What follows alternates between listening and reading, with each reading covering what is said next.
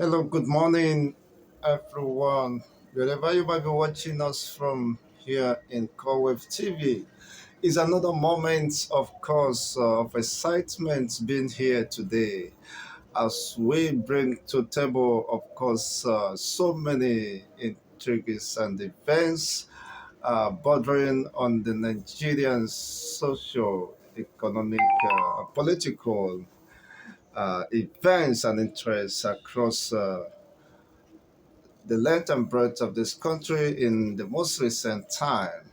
Here again remains, of course, the host anchor Chigozie Ndibo, welcoming you to a fantastic and exciting edition of this analysis, in-depth analysis as time permits us.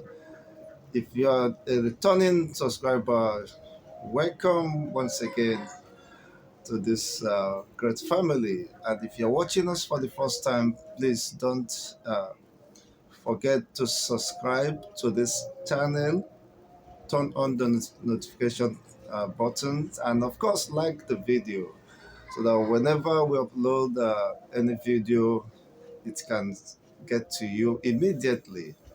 Today, here are the words of a renowned legal practitioner and human activist, Dele Farotimi. He said that let the tribunal dance naked in the market square, that he do not have confidence in the judiciary, Nigerian judiciary, that they are either irredeemably corrupt or incredibly incompetent and could not be trusted. Of course, that they decided to go to court does not suggest that they are looking for justice from the Nigerian judiciary, but is to prove the case and to confirm the fact that the Nigerian judiciary is fantastically corrupt. Well, could you agree with such a school of thought coming from a renowned human activist and a lawyer, legal practitioner, Dele Farotimi? It's a subject of controversy, or perhaps an interesting subject, so to say. And but then, of course, we want to know what is your own position or response to this very weighty, if I may say, allegation bordering on the character, on the integrity and morality of uh, our judiciary or the persons involved, especially in this most trying time in the history of Nigeria, where, of course, the commencement of the presidential tribunal has been, of course, set in motion, and people are apprehensive and some optimistic that possibly there could be an overturn of what is perceived to be a stolen mandate of the people. Well, being that it's already in the court, I think suffice me to say, let the court have its way and its ruling. But then some reactions from some notable personalities still suggest it might be just an effort in futility. Do you still agree with such school of thought?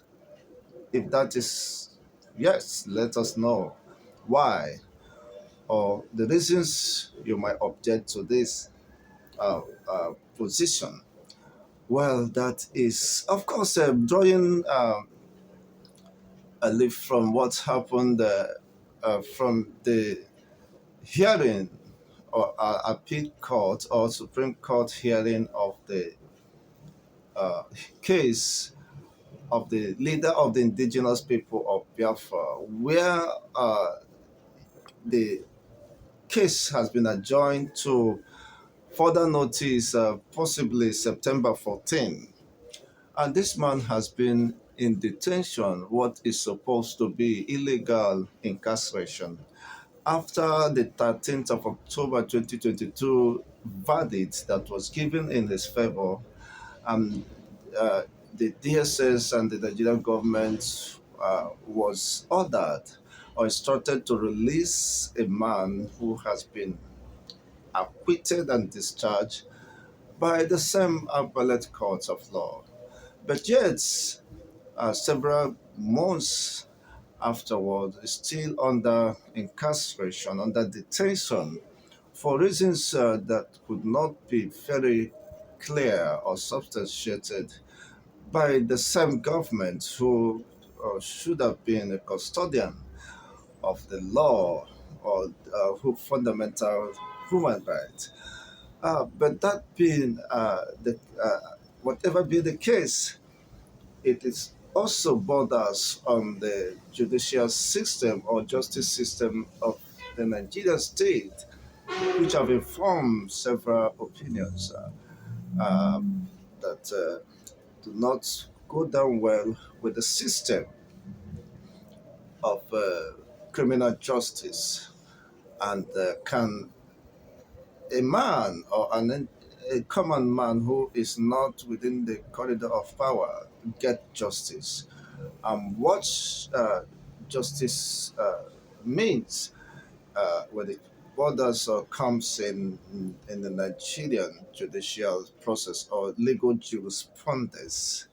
If a man who was acquitted and discharged could be held behind the bars for no justifiable reasons, whose allegations and have been squashed and considered to be innocent of whatever has been alleged or allegations levied against him, why should then the same man be subjected to such level of cruelty, if I may say, or a flagrant abuse of his or her fundamental right? It's cause, of course, for concern for every lover of democracy and in a human society where rule of law and the fundamental rights of the people of humanity should be a center of governance and must be defended. Well, I think, well, let's watch out as the legal tussle continues. We hope that such will end in no distant time and that will not escalate, of course, to something we could not, or perhaps Nigeria could not control, because everywhere is highly tensed and people are not happy with such development.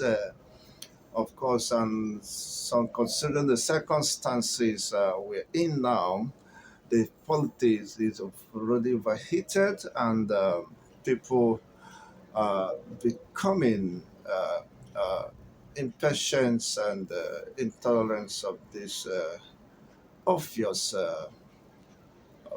violations of fundamental rights of the people.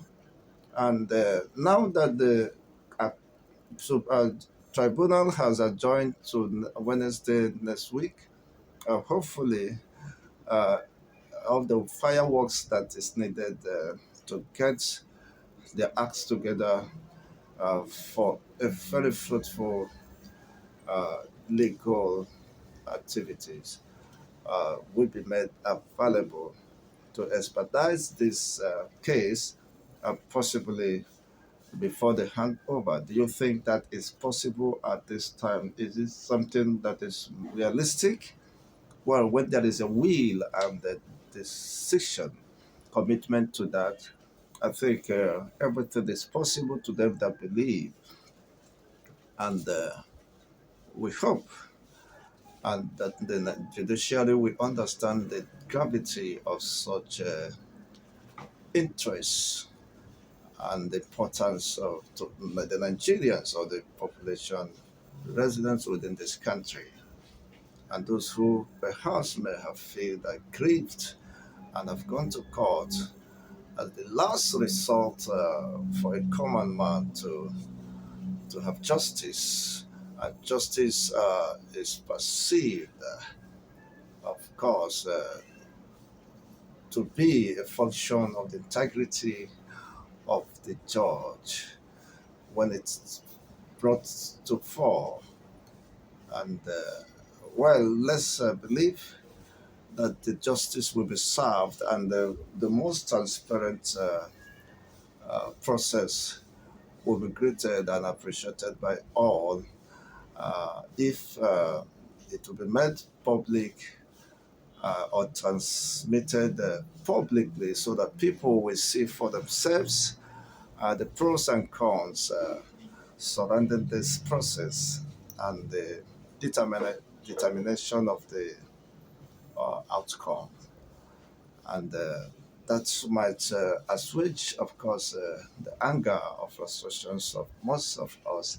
If the right thing be done, everybody will be pacified, and I believe in the interest of humanity to save us from plunging into the most unimaginable catastrophe, which might lead to unfortunate experience uh, and the loss of life and perhaps property if not well managed. We cannot continue in a system where people are always apprehensive about uh, the confidence and the capability of the judiciary to deliver and protect the constitution or the human uh, interests or the human fundamental rights and justice, the cause of justice. Well, the judiciaries are on trial, as at least said by Dele Farotimi, that they can decide to dance naked uh, to the market square. Well, in order to save their own image and reputation, it is incumbent on them to do what is right without being prejudicial or without any fear of favor, as it is constitutionally demanded on them. Well, and another important thing in this most recent time, we've been told that, according to Onoja, that Nigeria might possibly experience the worst natural disaster.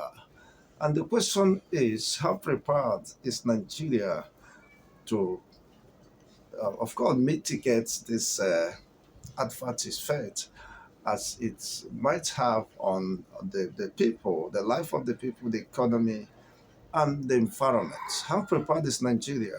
It is not just about policing, of course, the data and information, which might send possibly many quarters panicking. What is the government doing to assuage, of course, to make sure that the lives of the people, the life of the people and their property and safety becomes a paramount, becomes an issue that must be prioritized. We understood and experienced, of course, the devastation and wanton loss of life and property occasioned by the flood in the 2022 and running season. And unfortunately, we have started recording the most destructive impact of this rain or flooding, where some have already lost their life, children per se, and most properties worth running to millions have been lost. What is the government doing?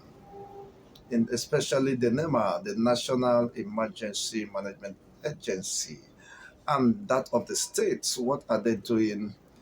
Are they still waiting uh, to be caught up unawares? Are they still waiting for Nigerians to incur unimaginable and irreparable loss before they swing into action. In a such society where the government takes responsibility of governance and the welfare of the people, I suppose that these people should have swung into action. Well, it's a call for those concerned to press up at this time. This is just May winding up, and by June, of course, the rain will come in earnest, and I believe that God will save us. But then the government is saddled with the responsibility on discharging and catering for the welfare of the people. Let them do what is needed to be done, and if need be, could evacuate those who are within the lowlands that might be possibly affected in this natural disaster or calamity. Of course, Bayelsa was plunged into unimaginable uh, ravaging flood, could take several weeks or months, if I may say, before the attention of NEMA was drawn to that part. And of course, Kogi was not left out, part of Anambra, Enugu, and Lokoja, of course, was submerged. It was an experience you never wish to have or have a repeat of such. In fact, it's unfortunate, but now on Niger or the national, the those in charge with uh, meteorology as department and weather has come to say that what you experienced last year could be a child's play compared to what is about to happen this year. Then what can we do? How prepared are we? Uh, how prepared is the government? Especially now that everyone is distracted or perhaps not interested in anything outside the election tribunals. Could it be a way to go? What becomes of the Nigerian state and, of course, the people resident within this country should anything of such happen? What is the readiness or preparedness of the government to assuage and, of course, nip this at the bud before it becomes out of control, become a subject of concern? Well, not until we come your way some other time. The next edition will continue this, and they want to have your thoughts regarding these issues raised at this time and your comments or opinion via the comment section. If you have not subscribed to this channel, you can support us by subscribing, liking, and sharing the video so that people will get to know what is happening, the unbiased reportage of events and analysis as they continue to unfold. You can trust us for the best analysis and unbiased reportage of events within the Nigerian space. Have a wonderful day until we meet again.